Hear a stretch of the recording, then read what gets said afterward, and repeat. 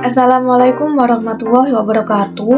Halo, perkenalkan nama saya Agisni Aulia Mahrobi dari kelas PPB 1A dengan NIM 0401216696. Di video kali ini, saya akan membahas tentang penetapan prioritas program mata kuliah perencanaan wilayah pedesaan. Pokok pembahasan kali ini ada 3. Yang pertama, analisis SWOT. Yang kedua, analisis kuantitatif strategi planning matrix atau KSPM. Yang ketiga, analisis cluster. Yang pertama, analisis SWOT. Pengertian analisis SWOT. Analisis SWOT adalah metode analisis perencanaan strategis yang digunakan untuk memonitor dan mengevaluasi lingkungan perusahaan, baik lingkungan eksternal dan internal, untuk suatu tujuan bisnis tertentu. Kunci utama dalam menyusun rencana terpadu adalah berbasis pada wilayah atau kawasan. Wilayah atau kawasan yang dimaksud merupakan lokasi di mana infrastruktur bidang PUPR akan direncanakan dan dibangun. Kunci lainnya adalah aktivitas ekonomi yang perlu dukungan infrastruktur bidang PUPR. Kriteria pembangunan infrastruktur bidang PUPR. Yang pertama, fungsi. Gambaran di lapangan ketika infrastruktur bidang PUPR berjalan sesuai dengan rencana, yaitu ketika dapat dimanfaatkan oleh pengguna. Yang kedua, lokasi. Tempat di mana infrastruktur bidang PUPR dimaksud direncanakan akan dibangun. Tempat di mana lokasi aktivitas ekonomi kawasan berada. Yang ketiga, besaran atau volume. Besaran atau volume pekerjaan perlu dibangun sesuai dengan rencana agar infrastruktur bidang PUPR tersebut dapat berfungsi dalam memberikan pelayanan. Yang keempat, waktu. Pembangunan infrastruktur bidang PUPR harus dilakukan sesuai dengan waktu yang direncanakan, agar tidak terjadi keterlambatan pengembangan wilayah atau kawasan, atau investor tidak dapat berproduksi setelah menanamkan investasinya, atau bahkan produk yang tidak dapat disalurkan sampai ke konsumen. Yang kelima, besaran dana atau anggaran. Besaran dana atau anggaran adalah hasil perkalian antara besaran atau volume pekerjaan dengan unit cost yang berlaku di lokasi di mana infrastruktur bidang PUPR akan dibangun.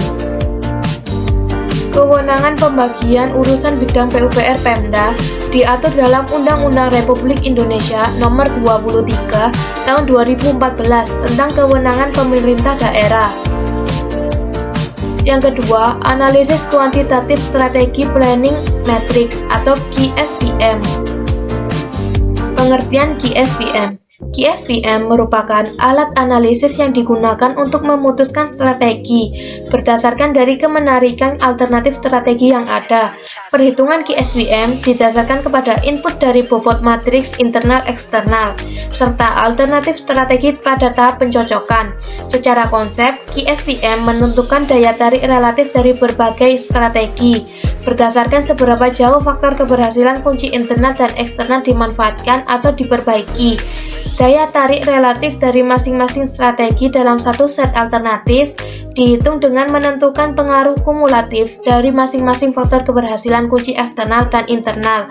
Jumlah set alternatif strategi yang dimasukkan dalam KSPM bisa berapa saja. Jumlah strategi dalam satu set juga bisa berapa saja. Tetapi, hanya strategi dalam set yang sama dapat dievaluasi satu sama lain.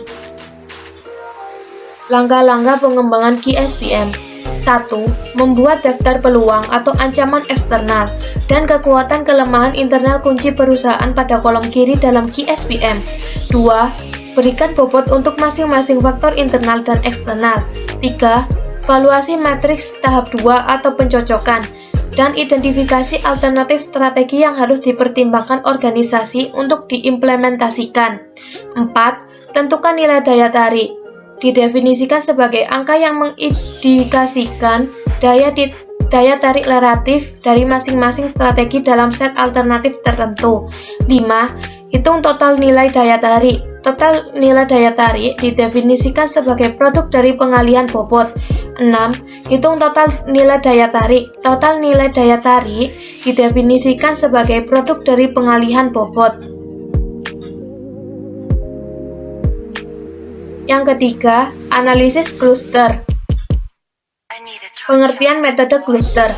Metode analisis kluster adalah metode pengelompokan wilayah atau objek berdasarkan karakteristik yang sama atau homogenitas dari sejumlah kriteria atau multivariabel. Jenis skala data yang dapat dipergunakan adalah interval atau rasio. Metode ini dapat mengelompokkan sejumlah wilayah atau objek dan dengan data atau indikator yang jumlahnya besar. Tujuan analisis kluster. 1. Mengkelompokkan wilayah atau objek berdasarkan karakteristik yang sama atau homogenitas dari sejumlah kriteria atau multivariabel yang dimiliki wilayah atau objek yang bersangkutan. 2. Mengetahui anggota pada masing-masing kelompok.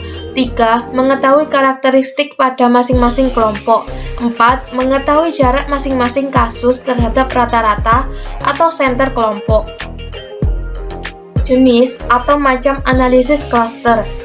Yang pertama, K-means cluster, ditentukan dahulu jumlah kelompoknya. Yang kedua, hierarchical cluster, jumlah kelompok belum ditentukan terlebih dahulu. Yang terakhir, latihan soal. Soal yang pertama, manfaat optimal apa yang akan dicapai bila perencanaan pembangunan infrastruktur bidang PUPR dilakukan secara terpadu?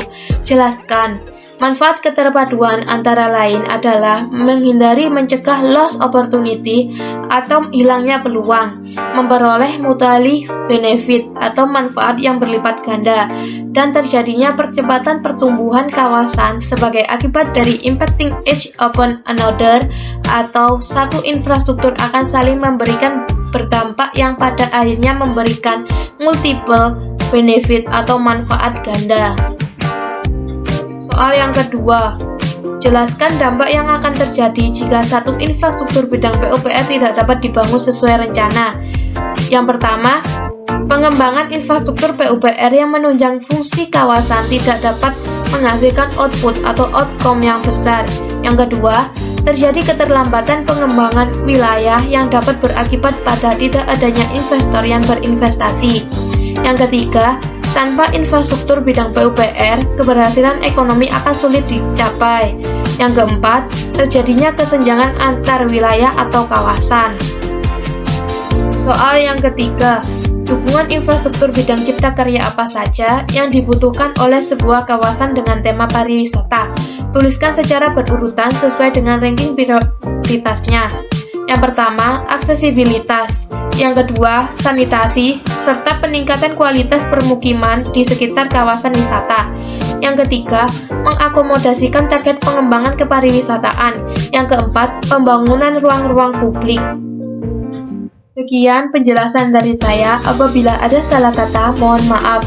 Terima kasih. Wassalamualaikum warahmatullahi wabarakatuh.